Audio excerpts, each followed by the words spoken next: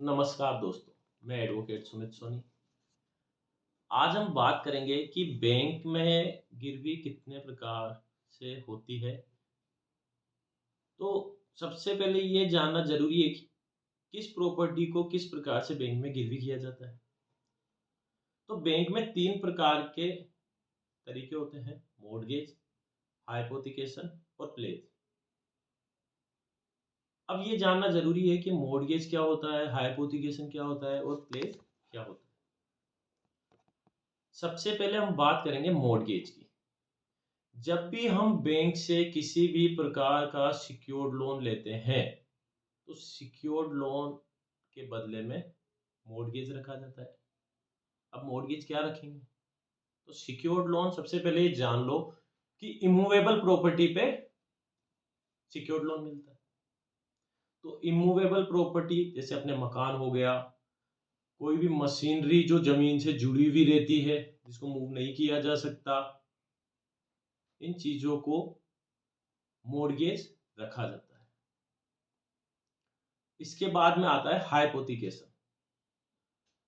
Hypothecation में जो bank loan देती है, वो देती है कार, गुड्स, इन्वेंटरीज। ये बैंक के पास एज ए गिरवी रहते हैं। जैसे अपन कभी भी कोई कार लोन लेते हैं या बाइक लोन लेते हैं, तो आपका जो आरसी आता है, उस आरसी में उस बैंक का लिखा रहता है हाइपोथिकेशन दिस बैंक। तो हाइपोथिकेशन में ये होता है कि बैंक आपको लोन देती है, लेकिन वो प्रॉपर्टी भी बैंक के पास गिरवी रहती है।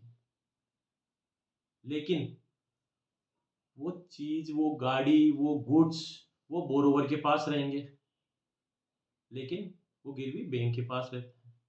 Hypothecation movable properties, mortgage immovable properties, उस वो भी बोरोवर के पास ही रहती है, मगर उसके कागज बैंक के पास रहते हैं।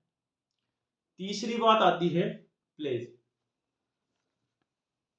कभी भी हम बैंक से जरूरत पड़ने पे जो लोन लेते हैं, जैसे गोल्ड लोन, शेयर्स के बदले लोन, इसमें क्या होता है कि जो जिस भी चीज पे हम लोन लेते हैं, जैसे गोल्ड पे, शेयर्स पे, वो बैंक अपने पास गिरवी रख लेती है।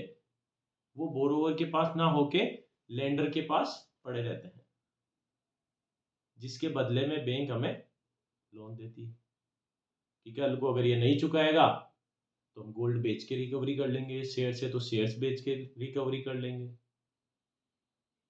तो जो भी नए स्टूडेंट्स है या जिन लोगों को ये नहीं पता कि बैंक में गिरवी कितने प्रकार से होते हैं, मॉर्गेज, हाइपोथिकेशन और प्लेज में क्या डिफरेंस है, लोगों को ये नहीं पता। मेरे पास भी ये क्वेरी आई थी कि हाइपोथिकेशन क्या होता है, प्लेज क्या होता है। इसीलिए मैंने ये एक वीडियो इनका डिफरेंट बताने के लिए एक वीडियो बनाया है। ये डिफरेंस जानना बहुत ज़रूरी होता है कि मॉर्गेज कब रखा जाता है, किसको रखा जाता है, हाइपोथिकेशन क्या होता है, किस चीज़ को हाइपोथिकेशन कर सकते हैं, किस चीज़ को प्लेस कर सकते हैं। तो इस वीडियो के माध्यम से आज आप समझ गए होंगे कि मॉर्गेज, हाइपोथिकेशन, प्लेस में क्या डिफरेंस है। इसी प्रकार के अन्य वीडियो के लिए हमारे साथ बने रहिए। हमारे चैनल को सब्सक्राइब कीजिए, लाइक कीजिए, शेयर कीजिए। धन्यवाद।